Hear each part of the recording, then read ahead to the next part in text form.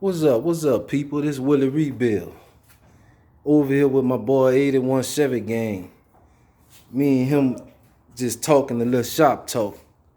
Little motor talk. Got my boy 81 Chevy gang over there. You know it. We over here with the box. Just talking a little shop talk. Got the hood up.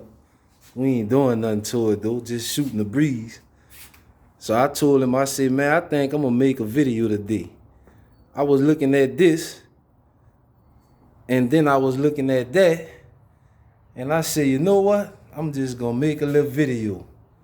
So today, what we gonna talk about is LS Swap versus the small block, 350, 383, 400, whatever you may have, 305, 307. And what I want to know is why everybody want to do the LS swap. Because if you going to put this in just like it's sitting right there, and this just my opinion, you might as well keep that for the price you're going to pay to put the 5.3 or 6.0 or whatever you putting in there. Well, we going to go with 5.3 because that's what most people slap in there, 5.3. If you're going to go through the cost and headache of putting a 5.3 in your old car, you might as well keep the 350 in there or the 400, whatever you got in there. Because whatever you're going to get out of that stock 5.3, you probably can get it out of this small block for less the cost. So my thing, what I want to know is, why you want to do it? Why you want to do an LS swap? I'm gonna tell you why I want to do mine. I want to do an LS swap because I don't like carburetors. Period. When I growed up, carburetors was going to extinct. So I growed up doing little bit of work on carburetor engines and a lot of work on fuel injection engines. And I felt like, why would I go backwards to learn how to work on a carburetor when the whole world going to fuel injection? Shit, the only thing we had around the house with a carburetor was the fucking lawnmower. So why I'm gonna go back to trying to figure out how to work on something that don't even come on the car no more? So that's why I want an LS swap. That, and because I done had 1,000 F bodies, so I basically learned how to work on cars working on LS engines. So that's why I prefer to do a swap, because I'm going to do it myself. I've been working on LS engines, so it makes sense to me. So that's why I want to do mine. But I see a lot of guys doing LS swap. They already have a good running motor in their car. Then you got to take this out to put that in. You're going to spend thousands to put this in. And parts, that ain't even counting labor. See, because a lot of people forget about labor. People call me, how much you going to charge me to do an LS swap? I tell them 4,000, 5,000. Well, what come with it? Don't nothing come with it. Because a LS swap is not an even swap. It's not like you pulling the engine, a 5.3 out of a Tahoe and putting another 5.3 in a Tahoe. When you put the LS swap in this box or whatever old car you putting it in, everything have to be fabricated damn near.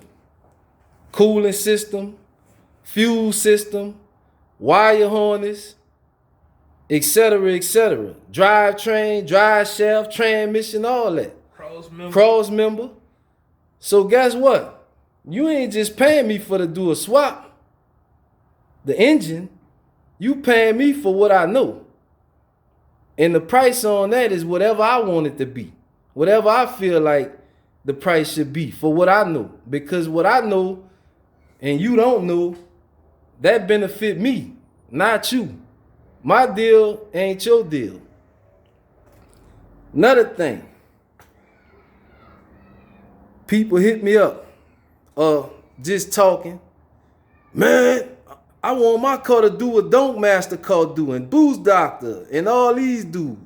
Well, guess what? Don't Master don't got no fucking junkyard motor in his car.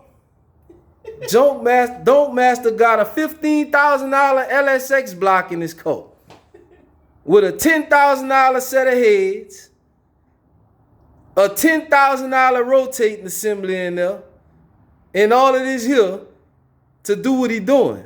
He ain't got no goddamn motor in his car that costs $300 or $200 or $100, whatever you pay for it. He ain't got that. He got a LSX block in his car. With the Pro Charger. With the Pro Charger. Or turbos or whatever he got on there. Another thing. What's your goal for your car? You know? When you build a car, it's just like building a house. You gotta have a starting point and a finish point when you're building a car.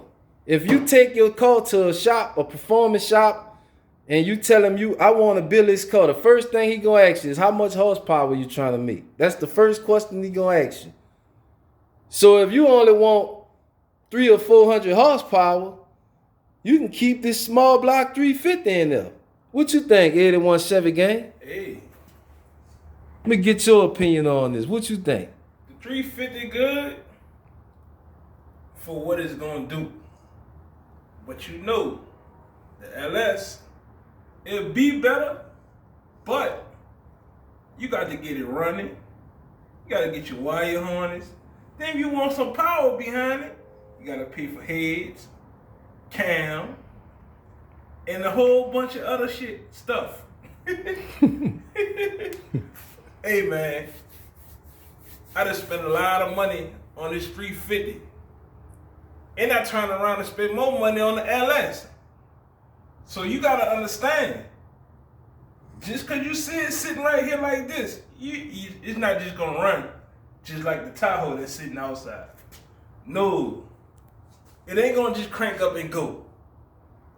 You drop what you gotta do. You drop it in there. You drop it in there with that Chuck Earl pan on there. It's over. The first big pothole you hit, that bitch gonna splatter like an egg. It's over. Straight out the gate, you gotta buy all pan. $250, $300, maybe $400. Shit, I paid damn near $400 for mine. You gotta get your cross member.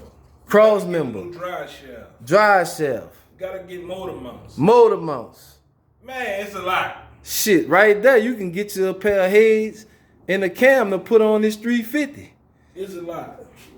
If all you want is 350, 400 horsepower, cause that's all this junkyard motor make, and this bitch might not make that. You dig? Shit.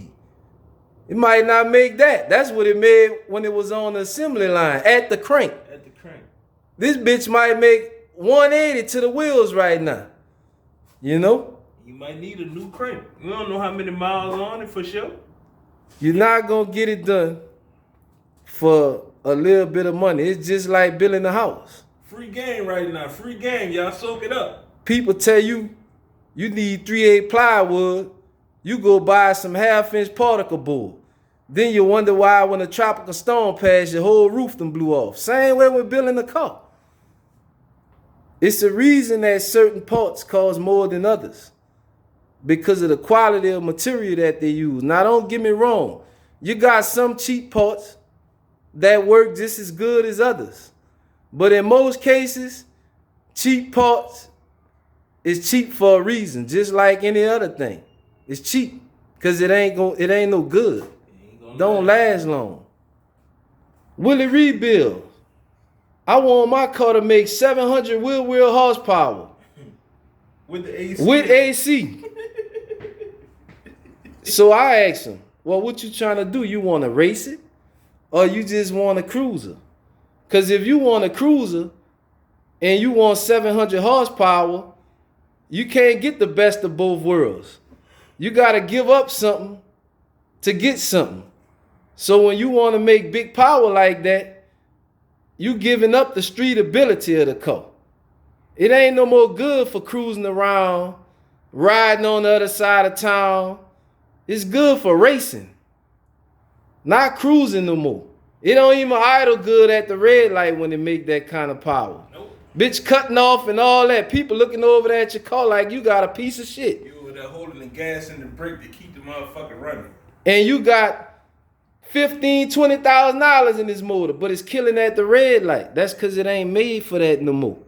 It's made to race. Just a little LS talk. LS versus small block talk.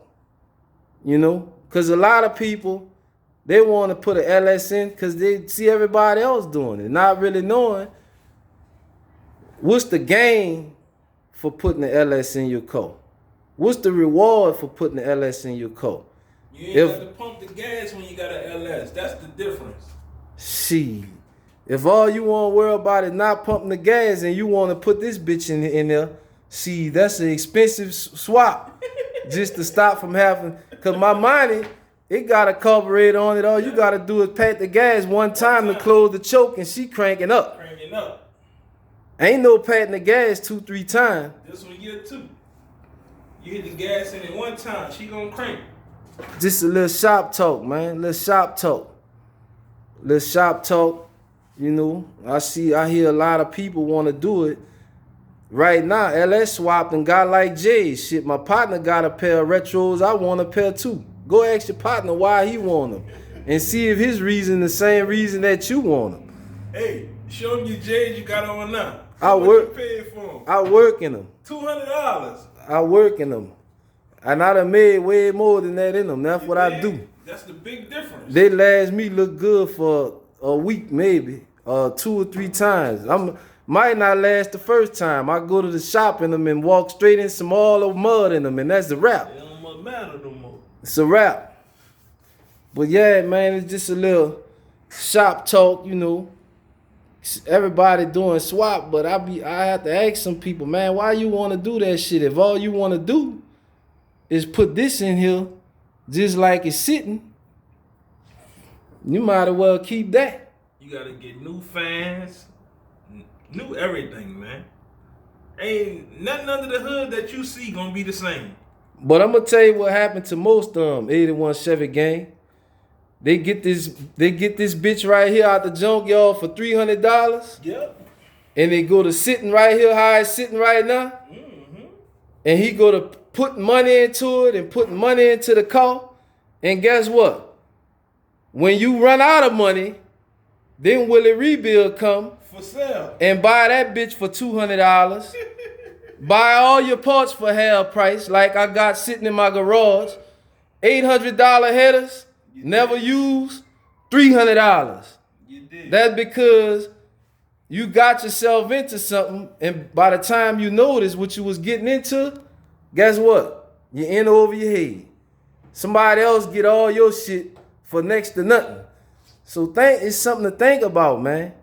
Before you go invest that kind of money, you know, into a swap. I don't like to just, you know, pull up and lowball somebody and give them less, but hey, that's the game. Shit, a motherfucker come do me the same thing if I can't finish my car. You did? So it is what it is, man. Just a little shop talk, LS talk, small block talk. Something to put on your mind when you're out here doing these swap. What's your goal? You know, once you get your goal, stick to your goal, see it through, trust the process, and good luck with your build, man. It's Willie Rebuild and 81 Chevy gang. We out, man. It's up.